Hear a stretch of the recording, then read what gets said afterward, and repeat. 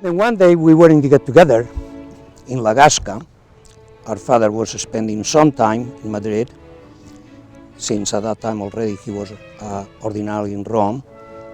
And I was sitting very close to our father, and right in the get-together, our father asked me, would you like to go to the United States? And of course I said immediately, yes, I would love to. And so he said, all right, think about it, pray about it for about a week. If there is anything that just feel free to tell me. And from that moment on, he was just preparing the papers. And the father asked me if I would like to go to the United States. And of course, it was just about 6 months after I joined. I thought it was impossible, but anyway, of course I said yes. We arrived to Chicago, and well, we began meeting people immediately. Father Joseph knew quite a few people, and we used to go and meet everybody that he had met, you know, all these ladies that he had met before and were helping and were not. And in this way, we learned our way around, we learned English, because that was our only possibility of learning English at that time. We didn't get the place that was going to be the first center, Woodlawn Avenue, until the summer of '49. It was one of those things I like to say always, that that was kind of a minor miracle performed by Father Joseph, that we got Woodlawn without any down payment. And then it was pretty soon, as we could, we started having a few residents. The impressions were like people were ready to help.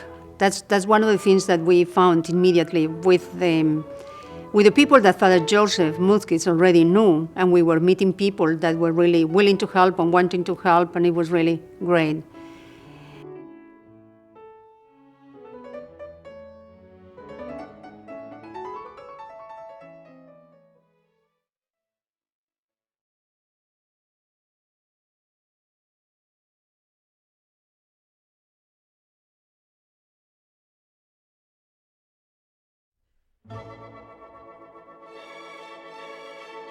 First impression, again, it's the most cheerful place.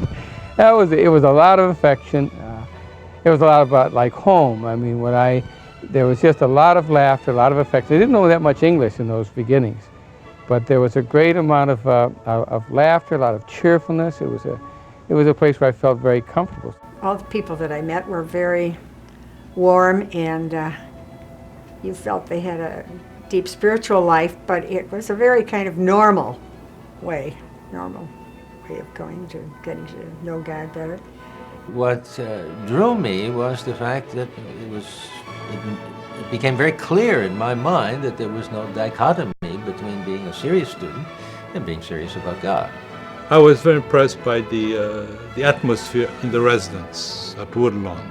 So it was a very, you could say, like an intellectual, but without anything phony about it, a high level intellectual atmosphere that they had there. The thing that impressed me is that I had never heard, and I made a retreat every year, that I had never heard the virtues explained in such a positive way. Everything was so upbeat and so positive, and it was a challenge to try and grow in those virtues. My impression of the work was it was a place where people were happy and they worked hard, and I like both of those things. I mean, they had interior life, and not unbeknownst to me, that's what I was looking for. But anyway, I was looking for it. They were looking for me. Yeah, they did. They found me, boy. Next week, I joined the work, so, and here I am.